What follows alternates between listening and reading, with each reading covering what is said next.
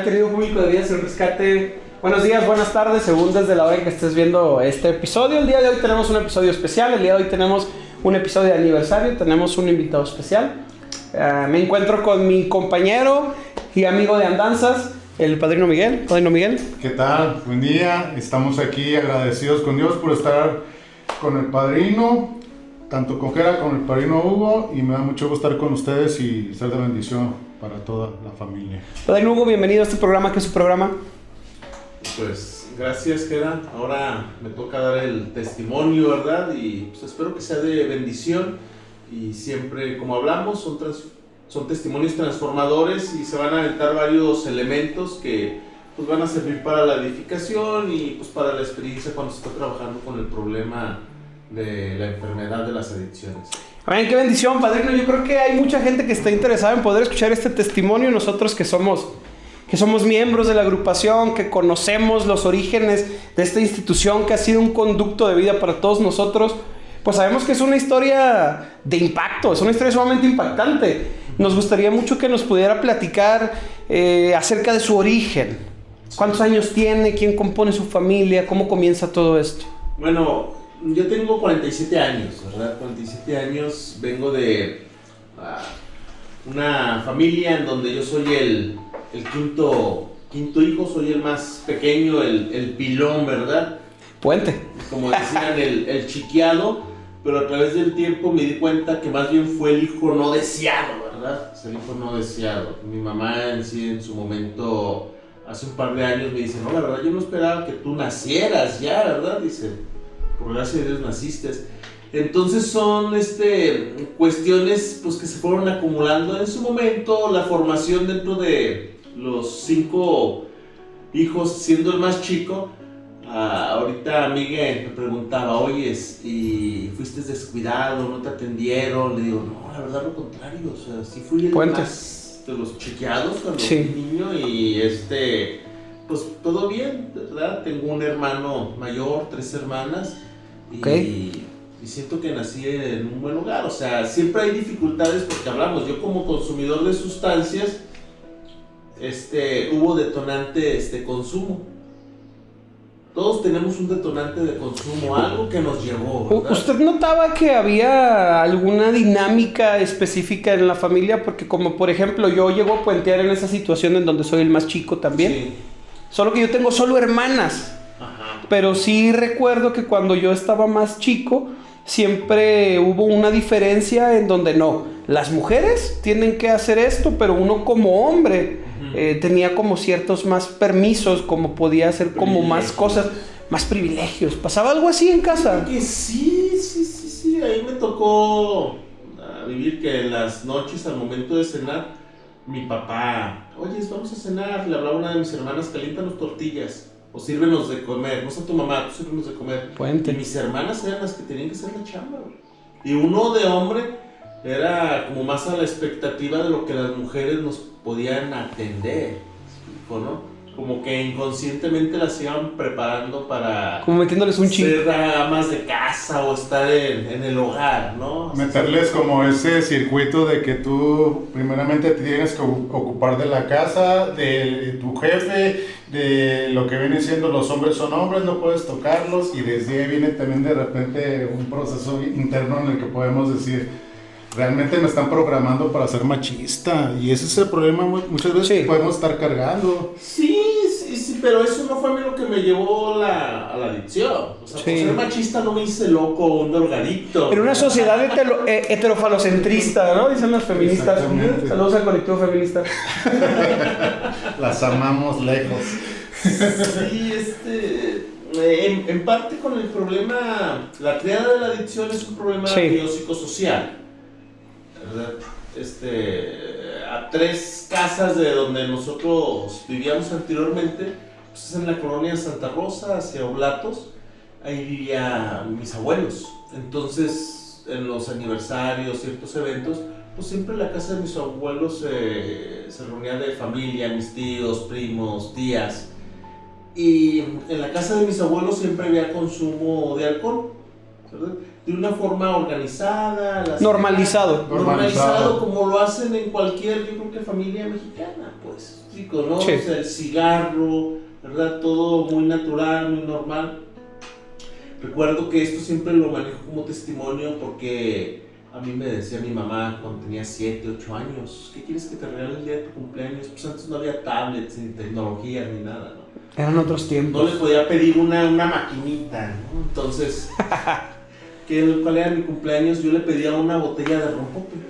Ah, caray. No botella de rompope, güey. De la monjita. De la monjita. Simón. ¿Cuántos años tenía? 7, 8 años. O sea, 7 de muy años. chico, sí. Actualmente, ¿qué edad?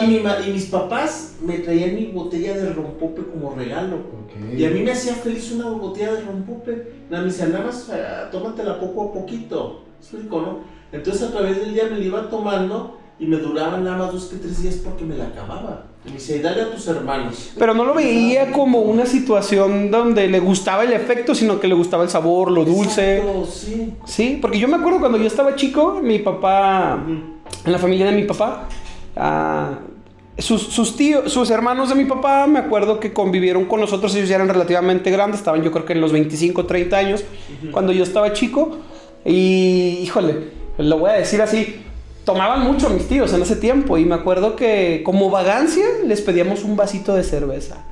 Tío, a ver, dame a ver qué sabe. Y no nos gustaba, pero como veíamos que ellos lo hacían, Sí. queríamos hacerlo también nosotros.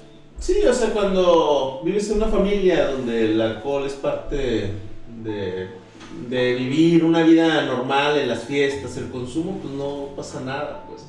Porque yo todavía recuerdo que mi papá, cuando íbamos a la escuela, él nos hacía el chocomil, pero nos echaba un chorro de tequila, un chorrito de tequila, bro, el chocomil. Ay, caray. En la mañana para irnos a la escuela, que porque así sabía más rico. Para que agarrara fuerza. Pero a mi mamá no le gustaba. No hagas eso. Mi papá se llama Carlos. No hagas eso, Carlos, porque se los das así. Y por mí decía, no hay bronca, ¿verdad? Porque pues nos sentíamos que sabía más rico, ¿no? Y ya nos íbamos a la escuela con nuestro chocomil. Con tequilita. No era tan, veces al chocomil se le echa vainilla, no, Sí. aquí era tequilita. O por ejemplo, Jerez, ¿no? Como el Mercado San Juan de Dios. No, aquí era tequilita. Yo pienso que todo este tipo de cuestiones, en el tiempo que tenemos trabajando en este Ministerio de las Adicciones, nos toca trabajar con familias que tienen ciertas costumbres que están demasiado normalizadas. Que en un futuro uno como adicto, hablando desde mi experiencia de adicto, uno utiliza en contra de la familia. Yo recuerdo utilizar este argumento con constancia y le decía a mi mamá, mamá, papá, ¿cómo no quieren que nosotros seamos la generación que toma si nosotros crecimos viendo todo este tipo de situaciones? ¿En algún momento usted llegó a utilizar un argumento así de este tipo con sus papás? Fíjate que no, como para justificar el consumo no, o sea, no se daba, porque mi papá sí llegó a tomar, pero yo nunca lo vi ebrio, nunca lo vi borracho, ¿no? Sino de una forma muy poca, pues, muy poca pero constante, digamos. Sí. ¿No? Con mis tíos, en la casa se tomaba por ahí algo, o íbamos incluso hasta la barranca de Huentitán y en 2 que 3 ocasiones pedía una cerveza, pero nunca manejó la cuestión del abuso de la sustancia. Entonces, Sí. yo creo que hay una cuestión de que yo tengo un padre borracho, ¿no? Él Claro. nunca nos dio un ejemplo, pues. Pero sí la cuestión de que siempre en la casa hubo alcohol. Presencia de alcohol. Y sabemos que para trabajar en el consumo de sustancias es uso, abuso y dependencia, pues. Sí, claro, definitivamente. Entonces, en la familia siempre hubo una cuestión de, más que nada, de un uso, Pero ¿cuál es la cuestión aquí? Lo que nosotros siempre vemos con las familias, el alcohol es una droga puente, el tabaco es una droga puente. Que lleva de una cosa a Se va otra. normalizando. Es una sustancia transicional. Sí, entonces, cuando a uno en la adolescencia, que fue algo que a mí me pasó, ¿verdad? Estás en la adolescencia, te presentan las sustancias y ya no les tienes miedo, ¿explico, no? Porque ya sabes el sabor, ya sabes más o menos cómo uno se siente mareado, y cuando te presentan marihuana, pues dices, bueno, hay que experimentar con marihuana, es como algo más normalizado, pues, socialmente. Sí, sí, definitivamente. Concuerdo con usted porque mi papá hasta la fecha sigue siendo un hombre muy deportista, a sus 67 años. Y este contacto que yo llegué a tener, por ejemplo, con la bebida fue a través como de los tíos. Sí. De los tíos y de cuestiones en donde a veces en la sociedad se piensa que para poderte divertir tienes que utilizar como ciertas sustancias, ¿no? Sí. Entonces uno crece como con ese chip en la cabeza, ¿no? Miguel, ¿tú qué opinas? ¿Sabes una cosa que me he dado cuenta? Cuando estamos morros, yo de repente entraba a la granja los fines de semana con mis tíos y nos íbamos en la parte de atrás a echarnos los muertitos que quedaban en la mesa. Okay. O sea, como normalizar el consumo sin que nadie se diera cuenta, pero pues lógicamente me estaba dando cuenta yo. Y luego los fines de semana con mis primos, pues hay que comprar una botellita y que nadie se dé cuenta. Y poco a poco va uno escalonando el problema sin darte cuenta al principio. Y ya cuando estás bien metido, te digo porque me sucedió, pero y también te digo a ti, ¿no? Sí, claro. Poco a poco me doy cuenta de que no, esto no está bien, pero pues ya cuando estás bien metido en eso y llega la normalización y dices, pues no creo que esté tan bien porque ya estoy bien metido en la sustancia. Y empezamos con cigarro, con el vino, y eso es lo que a mí en lo personal me detonó. Sí, es que hay contactos. Nosotros tuvimos tienda de abarrotes. Y recuerdo que yo ayudaba a atender cuando tenía alrededor, fíjate, de 9 o 10 años, con una hermana de 13, 14, estábamos adolescentes y mis papás en las tardes que había menos gente era cuidar la tienda y estar ahí despachando y nos dejaban en la tienda solos y recuerdo que destapábamos una Modelo, bro, sacamos la Modelo y echábamos salecita, limón y cada quien se pisteaba una Modelo y éramos niños. ¿Así? Órale. Pero ¿cuál era la cuestión? Que estaba normalizado desde el punto de familiar, ¿me explico? En el contexto familiar, en el contexto social, pues no había tanta bronca, nada más eso sí, que no nos viera mi mamá ni mi papá porque sabíamos que no le iban a hacer de emoción, pero pues ahí teníamos las bebidas. O sea, muchas veces qué curioso. Que llegabas en la tienda, nos quedábamos solos y iba a ser el gansito o el refresco, no, era una Modelito. Una Modelo de bote, ¿no? Sí, pero como te digo, son las drogas o las sustancias puente que después ya no le tienes miedo a empezar a probar más sustancias. Ya después mi mamá tiene que quitarlas, eran 2 tiendas de abarrote, las tiene que quitar cuando mi mamá se convierte al cristianismo. Ok. ¿Verdad? Empezamos a asistir a la iglesia cristiana, ¿verdad? Pero ¿cuál es el punto en la misma iglesia cristiana? Esto yo muchas veces se los digo a los padres de familia para que se pongan listos, porque muchas veces creemos que dentro de las congregaciones o las iglesias no va a haber consumo, o que los hijos de los cristianos no son consumidores, pero sí lo hay, sí lo hay. Yo la primera borrachera me lo puse con un Tonaya y con un Square, con los mismos adolescentes cristianos. Tendría yo algunos 15, 16 años y me puse un borracherón y al último recuerdo que estaba en una banca ahí del centro de la ciudad donde antes la escultura de la estampida estaba a un lado del, ¿qué era? El teatro de Goya, no, el Cabañas, el hospicio Cabañas, ahí estaba la estampida y nos quedamos ahí viendo los caballos y yo vomitando, o sea, bien intoxicado. El estado inconveniente. En el centro de la ciudad, y recuerdo que enfrente estaba un señor con unos niños y se me quedaba viendo el señor con los niños, levanto la cabeza y yo bien borracho, luego el señor me dice, ¿estás bien? Sí, estoy bien, gracias. Y ya se va con los niños. Y yo veía la vomitada y veía unas hojas entre la vomitada. Y recuerdo que le decía a los otros muchachos, ¿quién has comido hojas? ¿Por qué? En mi vomitada hay hojas, ¿verdad? La onda que uno sabe. Hasta que ya después entendí que las mismas hojas pues eran de los árboles que se caían. Claro. Saludos para la red de jóvenes de esa época.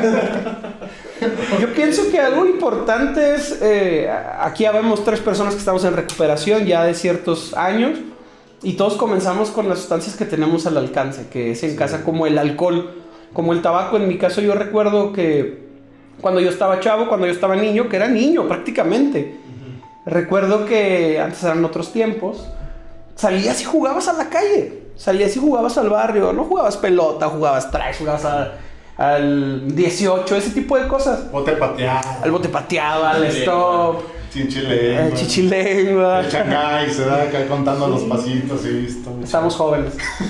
Y me acuerdo que ya había este tipo de grupos de jóvenes que se identificaban hacia cierto sector, y me acuerdo que específicamente estos jóvenes que había en mi barrio eran skates, les gustaba el skate. Las patinetas. Estoy hablando que yo creo que probablemente era como 1997, 1996, yo estaba chico, tenía como 5 o 6 años, 7, y me acuerdo que siempre pasaba un vecino y fumaba cigarro, y cuando iba a llegar a su casa, pues no quería que lo olieran a cigarro, y aventaba el cigarro ahí donde estábamos nosotros, y yo andaba juntando las bachichas, porque de verdad me causaba mucha curiosidad. Yo decía, pues todos fuman, mis tíos fuman, mi papá no fuma. Dije, voy a intentarlo a ver qué pasa, ¿no? Y ahí fue el primer contacto que tuve, ¿no? Con esta sustancia del tabaco.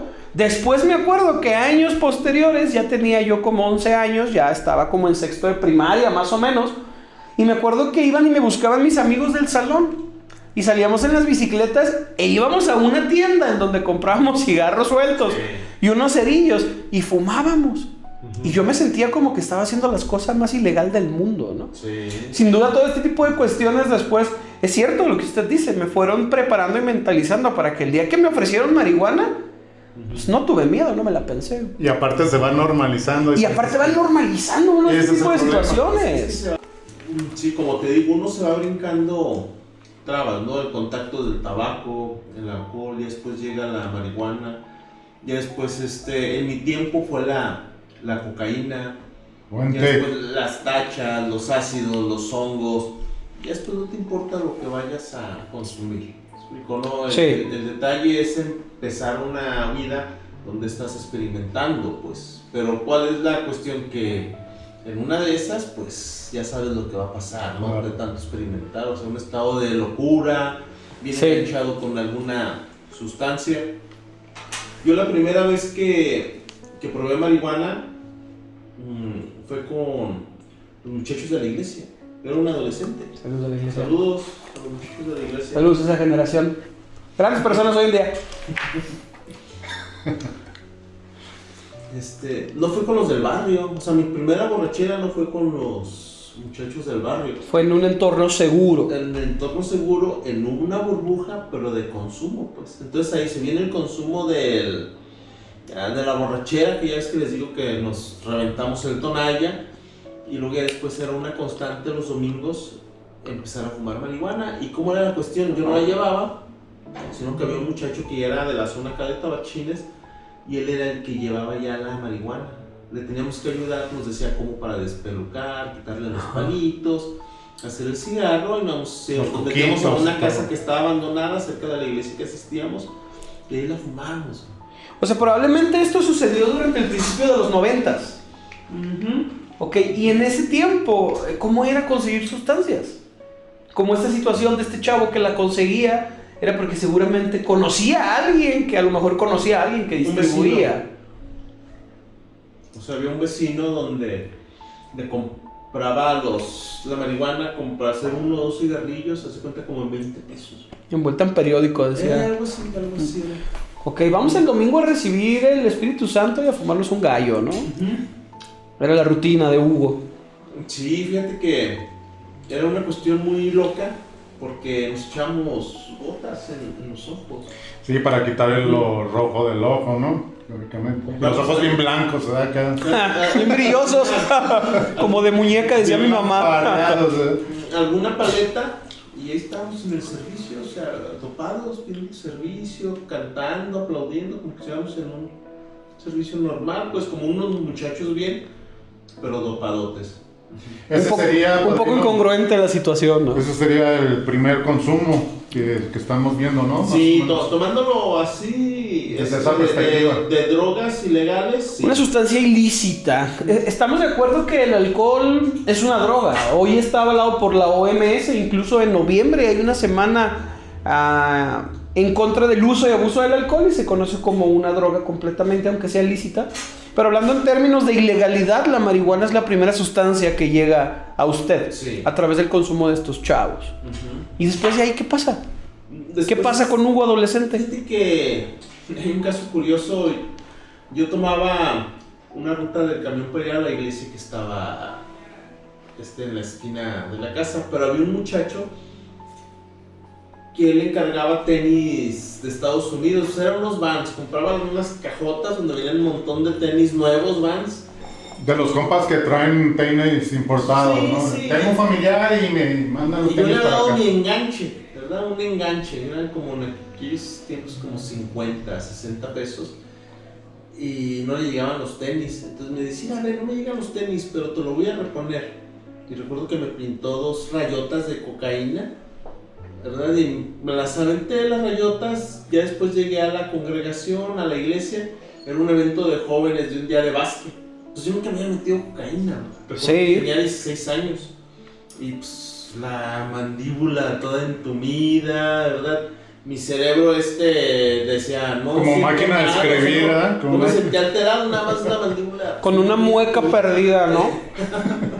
Y esa fue la primera ocasión, pero yo recuerdo como que mi cerebro no detectaba que eso era una droga, pues, para mí. Nada más muy comido, ¿no? Eso fue todo lo que sentí la primera vez, pero sí fueron rayas muy grandes.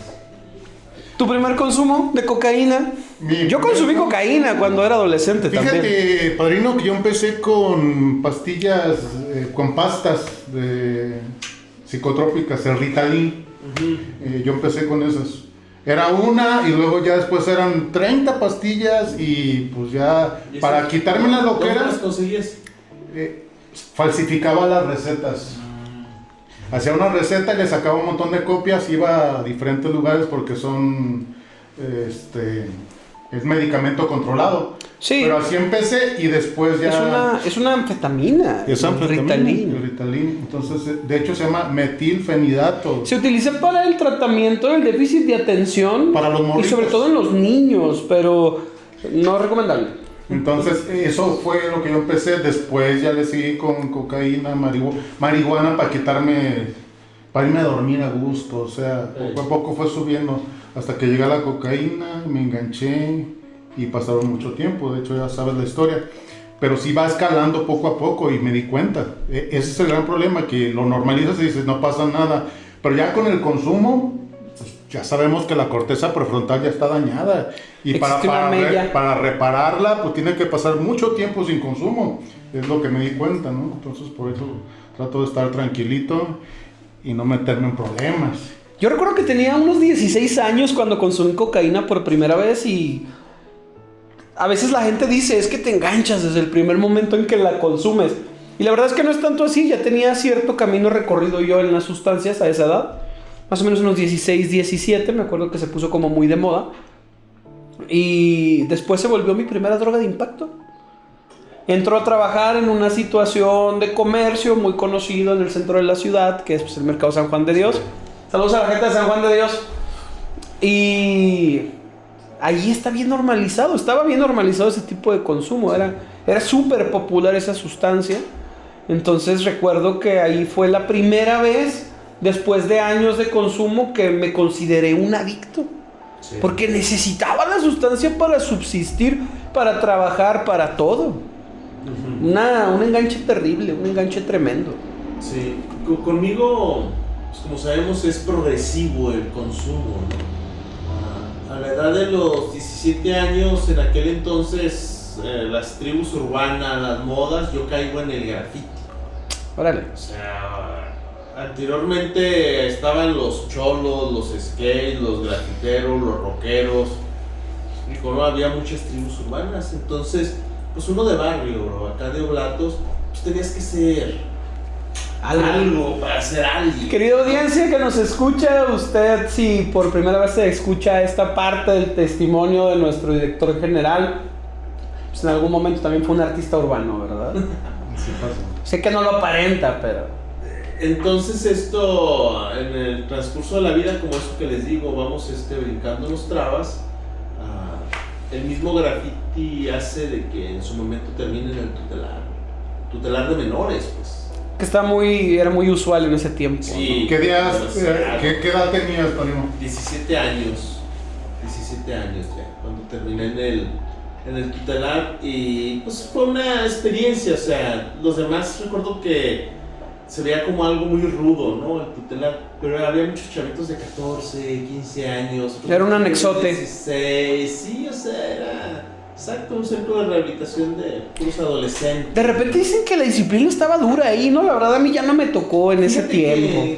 Que en parte sí estaba algo dura, pero... Medio militar, ¿no? Sí, era para irte trabajando pues los límites, explico, ¿no? Respetar al límite, respetar a las autoridades. Juicios, actitudes. Sí, yo la verdad, pues ahí nunca tuve problemas con ningún muchacho, ningún paciente. ¿Cuántas caídas tuvo? Al tutelar solamente una.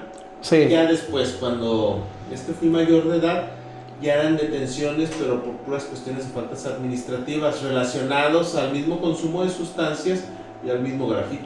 Oiga, puro caer en la sexta. Sí, se paró de la judicial, la 14, o sea, de una forma a veces andar brincando allá en todos lados, pero a la grande, gracias a Dios, nunca caí. Qué bueno. ¿Verdad? Puente. Qué bueno. Sí, yo creo que no duré, a lo mejor en su momento, el tiempo que más duré, cuando ya fui mayor, algunos 3 días, y me lo estaban contando como delito porque me puse menor de edad. Entonces voy a parar al correccional, del correccional me mandan con los menores, me sacan con los mayores, de ahí me mandan a los separos de la judicial y de ahí me mandan a la 14, pero fueron varios días que ahí me trajeron, incluso recuerdo que me dice un trabajador social, es que no sabemos qué hacer contigo, o sea, llegas por graffiti, pero cometes el delito de que te pones... Mientes, alteras la verdad. Menor de edad, y ya después revisándote, pues sale de que si eres mayor, pues... Entonces, ¿tenía 18 cuando le pasó eso? Sí, tenía 18. Y se puso 17. Me puse 17, entonces estaba para irme con un amigo, porque mi amigo era menor. Ah, ok. Explico, ¿no? Para no dejarlo solo, nos vamos juntos, voy a poner menor. Y pues, ya llegando ahí, es más, ya me conocían. Sí, uno se vuelve tan recurrente de estar como en la esquina, como en el barrio, como con toda esta actitud de pandilla, ¿no? Dicen por ahí algunos autores estas conductas de clan, en donde uno anda buscando una identidad en los lugares equivocados. Le decía yo en alguna ocasión al padrino, realmente pues uno a veces no tiene esa necesidad, porque me acuerdo que él me platicaba en una ocasión que asiste a un servicio religioso y en el servicio le decían, no sé si recuerdas esta parte, que le decían que si tenía que perdonar a alguien. Sí. Y que usted decía, es que yo no tengo que perdonar a nadie, yo soy el que me tienen que perdonar porque soy el que me he portado mal. Sí. Y a veces como todo este tipo de cuestión de rebeldía, de ser contraestatario, de las ideologías inyectadas que tiene la juventud, a veces uno acaba creyendo puras falacias, puras filosofías que no te llevan a ningún lado. ¿Y a dónde te llevan? A buscar el sentido de pertenencia al barrio. Sí. Identificarte con este tipo de situaciones de las tribus urbanas. Fíjate que yo platicando con un padrino sobre las cuestiones de los detonantes de consumo, ¿verdad? Le digo, yo siento que yo hice el 4º y 5º paso del inventario moral, pero en una ocasión estando en la procuraduría. En esa ocasión también lo mismo, no sabían si me iban a mandar a la grande o qué iba a pasar conmigo. Y yo estaba solo, esa vez también caí solo, cuando la procuraduría estaba en la calzada de Independencia, ahí donde está la fuente olímpica. Calle Hospital y la calzada. Y estaba ahí en la celda, y en la celda estaban personas que sí se venían a la grande. Recuerdo que estaba un señor que le habían mordido como la oreja, otros que ya habían estado en la grande. En esa celda la taza del baño era un hoyito, uno ahí haciendo del baño. Estaba en la parte de abajo en el sótano. Saludos a la gente del Retiro, por cierto. Y entonces yo estaba chavo, tenía 19 años, recuerdo 19 años, estuve viendo pues, a la gente y dije, no, yo no, ¿por qué estoy aquí con ellos? Yo nunca debía haber estado aquí en este cuarto, en esta prisión, con ellos. ¿Qué hice mal? A ver, ¿qué hice mal? Entonces me puse a pensar, a ver, mis padres, ¿cuál es el ejemplo? ¿Qué pasó con ellos? ¿Explico, no?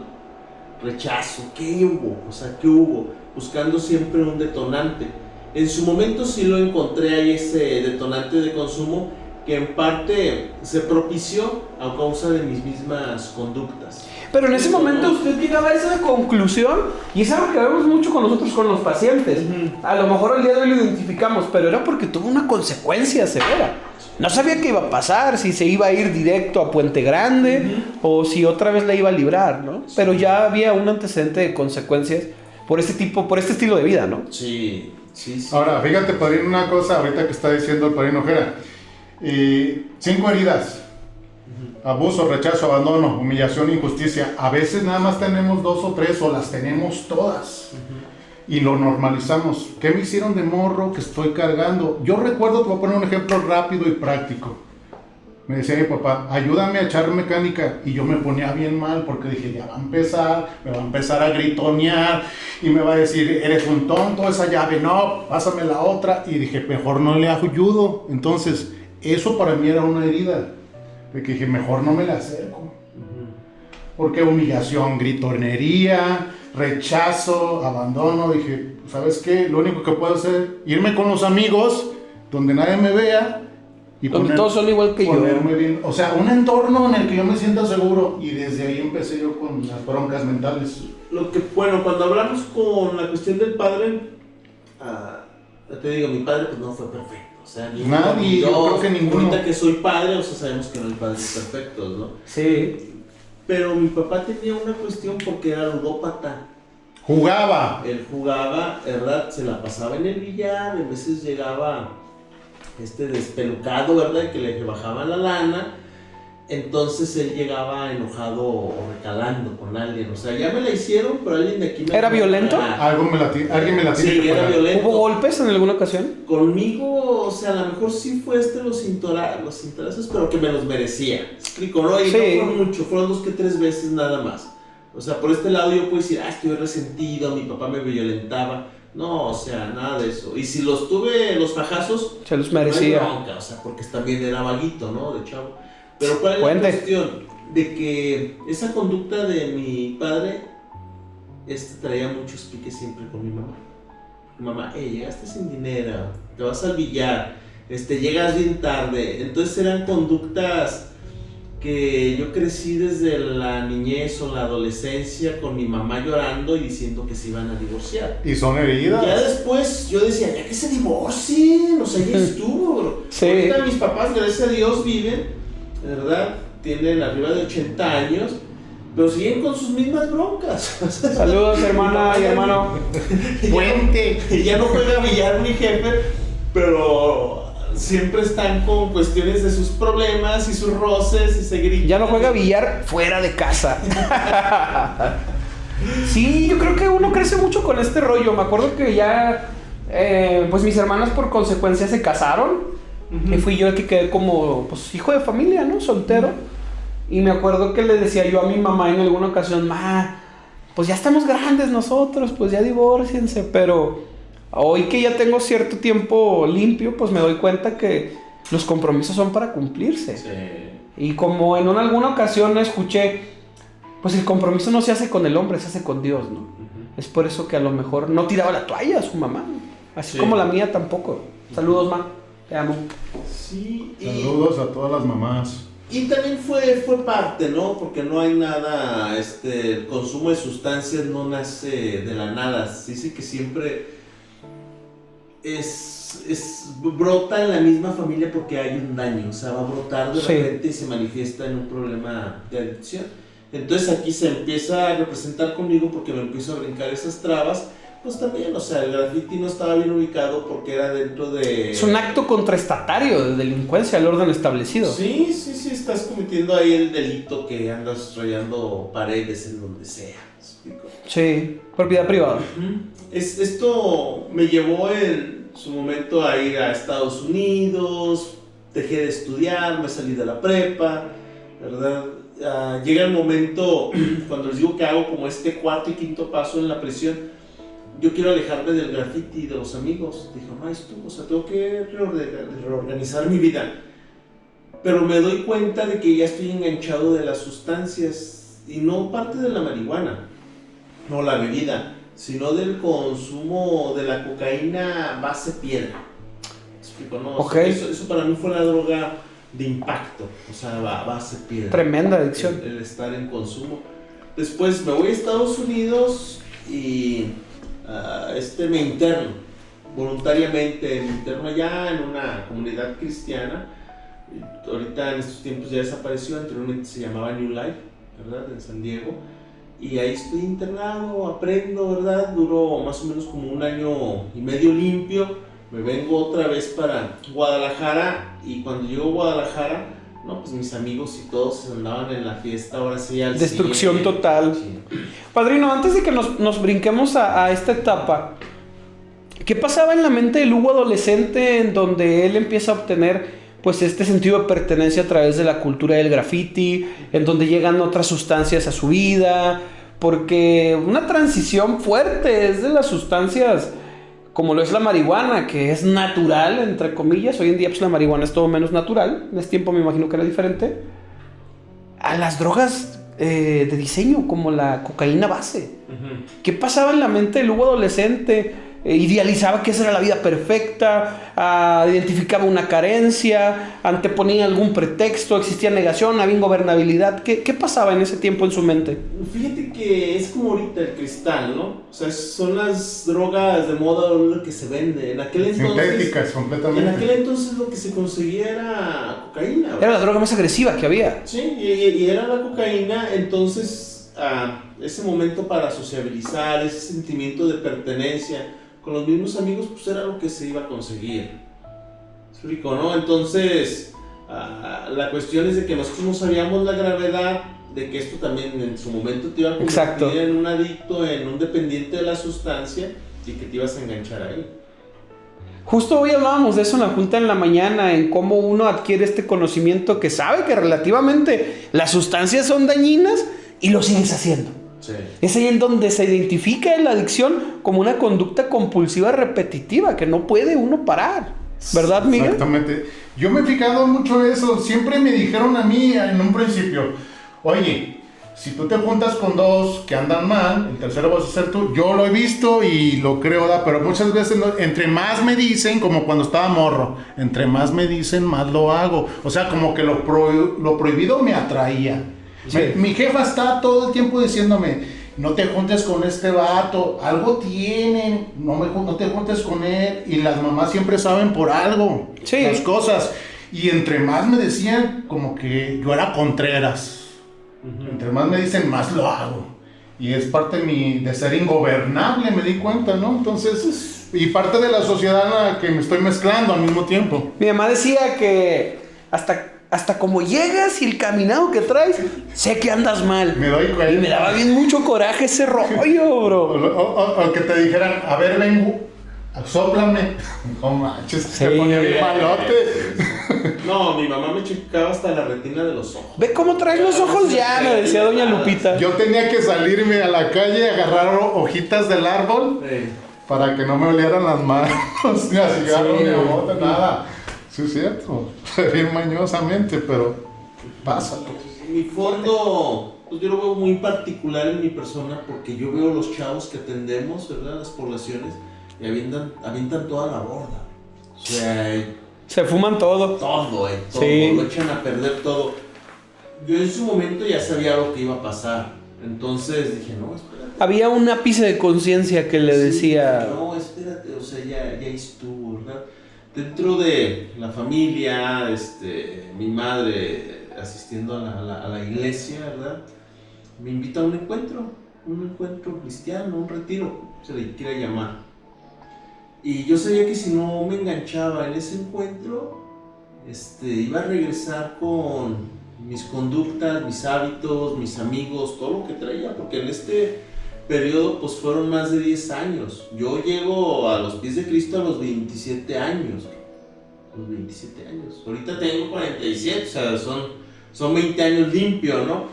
Pero llego a los 27 y sabía que pues, tenía que ir con toda la disposición. No sabía lo que iba a pasar en el encuentro, no sabía qué iba a suceder, pero yo sí traía disposición. Y cuando vivo esta experiencia en el encuentro, ¿verdad? Yo me doy cuenta de que más que nada yo estoy resentido con Dios. No era un escéptico, no era un ateo, ¿verdad? ¿Por qué? Porque siempre cuando estuve en dificultades o que me di pasones con las sustancias, yo siempre le pedía a Dios que me rescatara y siempre le prometía de que iba a cambiar, ¿no? Siempre eso estuvo en mi conciencia. Pero estaba resentido por cuestiones de que hubo cosas que yo quisiera que hubieran pasado en mi vida y nunca pasaron, pues. ¿No? Entonces, cuando eso se empieza a cuadrar en mi mente, en un momento de oración, yo escucho en mi conciencia que viene de Dios, que me dice: yo siempre he estado contigo. Amén. Es la palabra que viene en mi mente. Entonces, Señor, de aquí en adelante dejo todo, ¿verdad? Y continúo en este camino. Recuerdo que al siguiente día mis amigos se reunían en la casa de uno de mis amigos. Saludos al Messer. Saludos, Ernesto. Ahí se reunían. Y hablo con mi mamá. Yo digo: ¿sabes qué? Voy a ir a despedirme de mis amigos. Ahí estuvo. Mi cambio de vida tiene que ser completamente diferente. Estaban en su casa. Y ya llego, muchachos, les vengo a decir, entregué mi vida a Cristo, me voy a convertir al cristianismo y pues, lo que conocían de mí ya...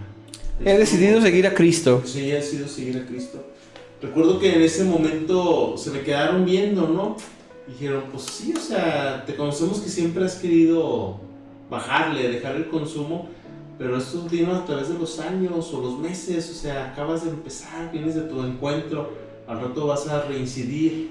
Y recuerdo que me empezaron como a atacar y decir que iba a reincidir, explico, ¿no? Y yo salgo de esa casa y salgo agüitado, o sea, salgo agüitado porque lo veo como una confrontación, por esa misma confrontación que fue lo que hizo, pues hirieran mi ego hasta cierto punto, y ahora sí fue un no y hasta siempre, explico, ¿no? O sea, tuve que olvidarme de mis amistades de consumo.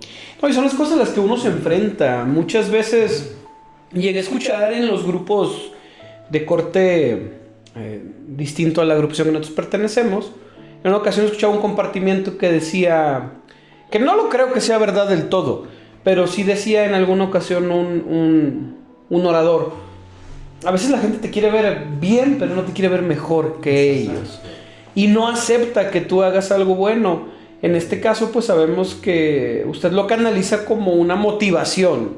Lo canaliza como: no les voy a dar el gusto de volverme a ver mal, ¿no? Sí. Y sin embargo, en ese tipo de situaciones mucha gente se queda. Mucha gente no lo trasciende y vuelve a donde es aceptado a través de las mismas conductas normalizadas que ya hablamos con anterioridad. Sí, con el paso del tiempo ya después tengo algunos de mis amigos internados. Explico, ¿no? O sea, ya después terminaron de paciente. Pero esto me llevó a que dentro de la misma congregación donde yo estuve, ¿verdad? Pues meterme a los seminarios, meterme a estudiar, empezar a prepararme. A mi esposa Saray, pues yo la conocí desde que era adolescente. Empezamos a salir, somos novios, después nos casamos. Ya hasta los 7 años de estar en la congregación es cuando yo ya empiezo con Vidas en Rescate. Hasta los 7 años. 7 años. A los 34. Después de la restauración viene Vidas en Rescate. Sí. Okay. ¿Cómo surge la idea de abrir una agrupación? Bueno, primero, estuve internado. Venía por medio del consumo. Un loco como yo, alterado por el consumo de sustancias, Sí, no puedes quedarte estático, rezagado, relegado en una butaca en una iglesia, bro. O sea, tienes que estar siempre activando, haciendo cosas, ¿verdad? En su momento yo me quedo con una casa, la célula, el estudio bíblico, lo presentaba, pero se tenía que hacer algo más. Entonces, sentía que podía dar más. ¿cuál es el punto? Hay un padrino, José de Anda, ¿verdad? Mis respetos, y él Saludos, es pintor de óleo, incluso esta pintura viene por medio de él. Entonces, pues como ya no grafiteaba paredes y me gustaba la pintura, el arte, José de Anda es papá de un amigo que es el Keps, ¿verdad? El Fof. Entonces empiezo a ir con José de Anda, cómo está pintando, y él venía de las corrientes del AA. Entonces él me empieza a invitar a las clínicas de alcohólicos, ¿verdad? A platicar con los pacientes, ¿verdad? Él les nombra a los borrachos o los locos, vamos, para que hables con ellos, porque en su momento va a ser la última palabra que pueden recibir en sobriedad, una palabra tuya, porque algunos se mueren, ¿verdad? Sí. Entonces empiezo a asistir con las clínicas, ¿verdad? A los albergues, y recuerdo que en una ocasión mi esposa me dice, le invitan a un evento asistencialista, y me dice, no, a ti te gusta ir a los centros de rehabilitación, a las clínicas, ábrete un centro. Y yo así como que, explico, ¿no? Pero ya después recibo la confirmación por Armando El Monas, otro director de otra casa de rehabilitación. Saludos, hubo varias Armando. personas que me dicen, ábrete una casa de rehabilitación. Entonces, yo trabajando en el taxi, subo una persona del SECAG, y me dice, ¿puedo ir contigo? Dice, pero yo fumo, ¿me das chance? Le digo, sí, está bien. Y me dice que es el consejo. Y por medio de él yo empiezo después a tomar los diplomados en el consejo hasta que tengo un año en diplomados. Ya después abro Vidas en Rescate. ¿Explico, no? Pero fue algo que siempre Vidas en Rescate se formó bajo la oración, ¿verdad? Pidiéndole dirección a Dios, pidiéndole las confirmaciones de que si Dios iba a respaldarnos, íbamos a continuar. Amén. Los que conocen la historia, pues Vidas en Rescate inició sin ningún tipo de recurso, sin camas. La única persona que teníamos era un indigente, Pablo Chapa, saludos, ¿verdad? Y Pablo dormía en el suelo, en un cuarto, porque no había camas. El otro día subo una foto de 13 años que estamos retratados en una litera. Y esa litera para mí es una cuestión que entro en un estado de melancolía porque fue la primera litera que tuvimos y fue donada. Pero ustedes dicen, órale, pues te la donaron porque sabías que ibas a empezar. Sí, brother, pero... es algo significativo. ¿Por qué significativo? Hubo en la iglesia, fue un día de oración, o sea, de intercesión y oración. Se manejó de la mañana hasta la tarde en la congregación, se dieron pláticas. Yo ya tenía la casa rentada, tenía a Pablo viviendo en la casa, ¿no? Pablo Chapas. Y yo le pedí a Dios el respáldame. Y recuerdo que yo en el altar en la iglesia me la pasaba llorando, respáldame, Señor, en este ministerio, esto. Eran mis oraciones, estar en la presencia de Dios. Recuerdo que llego en la noche y llega un amigo a la casa y me dice, hey, te tengo una litera que te voy a regalar. Ese mismo día en la noche. Y así como que... o sea, ya está la respuesta, o sea, fue una cuestión Sí. El mismo día de inmediato ya tenía esa litera. Entonces llevo la litera, ¿verdad? Estamos pintando la casa de rehabilitación, que hasta la fecha es de R1, y por eso está la litera atrás. A lo mejor muchos no conocen la historia, pero para mí es algo que simboliza muchísimo, porque es la respuesta de Dios empezando en el ministerio. Amén. Padrino, y en la actualidad, ¿cuántas casas son de hombres y cuántas de mujeres? 5 casas de hombres y una de mujeres. ¿Y cuántos años se cumplieron de VR este año? Este año 13 años. A mí me tocó, fíjate muy bien, ir a un curso contigo al CUSEA hace aproximadamente como unos 8 o 10 años. Que iba un colombiano con nosotros, Oscar Felipe, muy buena onda, que trae mucha enseñanza, predica muy bien, y recuerdo que estuvimos en ese curso juntos. Y ya hace un buen ratote, entonces tú no confiabas, no creías, y mira todo lo que hemos logrado juntos. A todas las personas que han impactado. Gracias a ti, gracias a las personas que han apostado por nosotros, y ha sido una bendición para todos, claro. Sí, una cosa es creer en Dios y otra cosa es creerle a Dios. Hacer lo que Dios, ¿verdad? Creerle.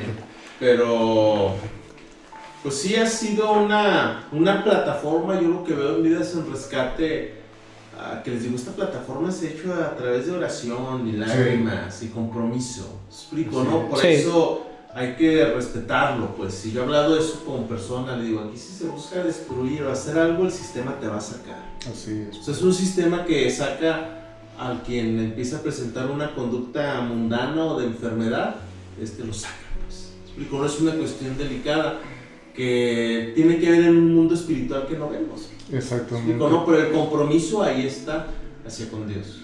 Y llegar a derrotarse y decir, ¿sabes qué? No es tu tiempo, pues ni modo, te esperamos la siguiente vez, ¿no? No, y ha sido de bendición, porque cuánta gente ha pasado por Vidas en Rescate en estos 13 años. El otro día contabilizábamos más o menos algunas 2.500 personas, y no es que más. O 3.000. o 3,000 personas, ¿no? Y con altibajos y con situaciones, pero me quedo con esa frase que nos dijo el otro día, que Vidas en Rescate está sostenido por la gracia de Dios. Sí. Amén. No ha sido sencillo, pero... La verdad es cierto, Dios siempre ha sido fiel y siempre lo será, siempre de la mano de Cristo. No, y si Dios dijo esa promesa, la va a cumplir. Sea paciente usted que nos escucha. A mí me gustaría quedarme con una palabra para lo que es la casa de ABR. Para ti, padrino, Sí, gracias por tu apoyo, gracias por soportarnos, porque en el soporte no nos desequilibramos. Hay una palabra que está en primera de Timoteo 2:6, que realmente me gusta lo que dice y a mí me queda mucho, me checa mucho. Dice el versículo: la clave afirma que Jesucristo se entregó a sí mismo con su vida en rescate por muchos. Y así se llama nuestra casa, Vidas en Rescate. Entonces Jesucristo entregó su vida en rescate por muchos. Entonces me pone bien y yo creo que podemos empezar a hacer las cosas bien, y el que se encarga de finalizar las cosas es nuestro Señor. Y amén, gloria a Dios. doy gracias a Dios por este ministerio y por tu vida, padrino. Gracias. Amén. Padrino, ¿algún comentario final que nos quiera compartir en esta breve entrevista que se realizó? No, pues, o sea, en parte, pues ustedes me conocen más, ¿no? Y hemos hablado de muchas cosas. El testimonio, ahorita se los compartimos de una forma hasta cierto punto muy superficial, pues, ¿verdad? Sí. Pero hay muchos elementos, o sea, cuenta muchos elementos, también el testimonio de los compañeros, que en el transcurso de las mismas charlas o lo que vamos compartiendo, pues van a ir saliendo, ¿verdad? Pero esperemos que todo lo que compartimos en este podcast pues sea más que nada de edificación para el pueblo de Dios y para el aprendizaje de las familias donde hay un problema de adicción o algún familiar Sí. en consumo. Miguel, un comentario final para despedir esta misión del podcast. Nada más decirles que yo confío y yo creo que si estamos juntos y aportamos y no volvemos atrás, todo queda atrás. Aquí es todo hecho nuevo. Segunda de Corintios 5:17. Dejar el pasado atrás y empezar a hacer las cosas nuevas. Eso es con lo que me quedo, y de que podemos. Estando juntos en armonía. Dios bendice. Amén a todos nuestros hermanos que el día de hoy nos escucharon y que pudieron presenciar pues un poco del testimonio de nuestro director. Les agradecemos su confianza, sabemos que no ha sido sencillo, sabemos que se dicen muchas cosas a través de este tipo de ministerios, pero les agradecemos su confianza y permítanos poder ser de bendición para sus familias si usted lo necesita, así como Vidas en Rescate ha sido de bendición para mi familia. Mi deseo es que Dios les bendiga y nos vemos en otra emisión de este podcast. Dios bendiga. Que tengan un excelente día.